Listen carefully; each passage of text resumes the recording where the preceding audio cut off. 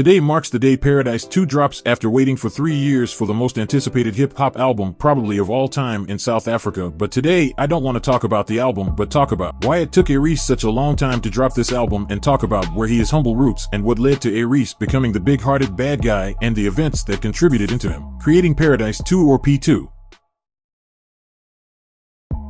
A-Reece was introduced to hip-hop at an early age, and hip-hop has influenced the way he speaks, the way he dresses, and also the way he carries himself, and is the reason he is known as the big-hearted bad guy today. Growing up in the hood, every boy has an unspoken loyalty for his friends, and it is the same message in hip-hop that you need to put your friends at high regard and be loyal to them as they will be loyal to you. Since A-Reece is influenced by hip-hop and grew up in the hood, he adopted that way of living, which in the end would almost cost him his rap career. A-Reece at Ambitious Entertainment met a family in all the artists that were there because they had the same dream as he had, and later we found out these were the same people he was struggling with by not getting paid by the record label, and just like that, over struggling and sharing a rap dream, they created a special bond with them.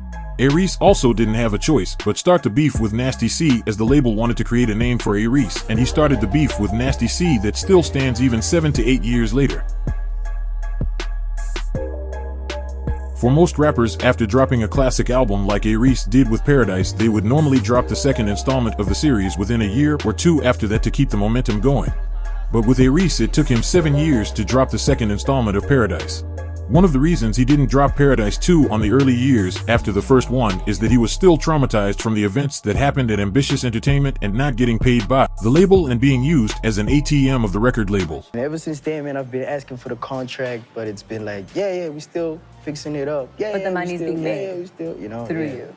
Yeah. Were you bringing in money by that point? Definitely. Yeah. His beef with Nasty C also escalated when trying to squash the beef at a show that Nasty C invited A-Reece, but A-Reece was late and couldn't perform, which Nasty C took as an insult and increased tension between A-Reece and Nasty C. That'll be a beautiful moment for hip-hop. It's like, yeah, let's do it, I'm down. And then I think he pulls up super fucking late and wants to go on after me. I'm like, you're fucking crazy. This is my show. You're not gonna close my show. Are you out of your mind? He was also beefing with big names like MT for not leaving Ambitious Entertainment the same time he left, and his idol Casper Nyavest for switching music genres and disrespecting hip-hop, which he also addresses in the song Bruce Wayne on the P2 album. Imagine now you a young A-Reece that just left a big record label. The next step would be to prove that being an independent artist is possible while having fun and being the supervillains of the industry with your friends. This worked for a small amount of time until everything came crashing down with the Rubber Band Gang and wrecking, and watch my video on what happened in detail in the first link in my bio. With all his friends gone, A-Reece was in a dark place, not knowing who to trust, and for the first time in his life and career probably regretted why he became a rapper in the first place, because all his childhood friends from when he was in his teenage years from his friends he met in the industry were all gone, and felt like everything he touched was destroyed, and during this time period didn't drop any EP or album in 2020 because it was also the same year A-Reece lost his dad, even admitting his regrets not visiting his father in hospital but rather just paying the bills. However, in my opinion, the loss of his father made A-Reece create the best mixtape of all time in South Africa with Today's Tragedy and Tomorrow's Memory. This was the second delay to Paradise 2 because some songs surfaced or leaked of Paradise 2 but couldn't drop because he was longer friends with the people he made music with and had to start again. At this time, it was also a very bad time for A-Reece as an artist because he was used to working with Mash Beats and production and his friends' features, and now starting all over again creatively was going to be a long process. It was gonna be extra hard for A-Reece because he blackballed himself in the industry by being arrogant and not answering phone calls and not collaborating with anyone and making himself hated by everyone. Before Today's Tragedy and Tomorrow's Memory dropped, A-Reece was criticized heavily for being repetitive and having no subject matter, and even fans like me agreed to this, so A-Reece was just hated by his fellow rappers but also the listeners of hip-hop and his music that are the most important thing in an artist's progression.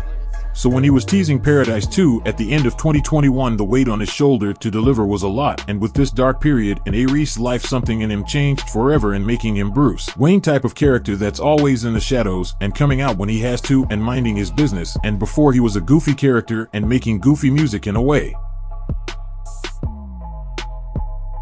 For the past 2 years, A-Reece has been dropping a lot of music in the form of singles and mixtapes and working with various artists across Africa and the rest of the world, making his music diverse and refreshing to listen to leading up to Paradise 2, and he is outside more and traveling around the world with endorsements like Hennessy. The past few years were years A-Reece also matured as a human, being with him, being more connected with his family and involving them in his life much more, and making a lot of music with his brother Jay Jody, and even opening a record label with him and him, mentoring and taking his little brother Cadence on tour with him and trying his best to promote both his brother's music. In recent years, I've personally seen A-Reece at shows and how humble he is in the way he treats fans by taking pictures with them as much as he can and interacting with them face to face, and that's something that's not normal for a lot of celebrities who don't respect their fans. For example, what Nasty C did to his fan.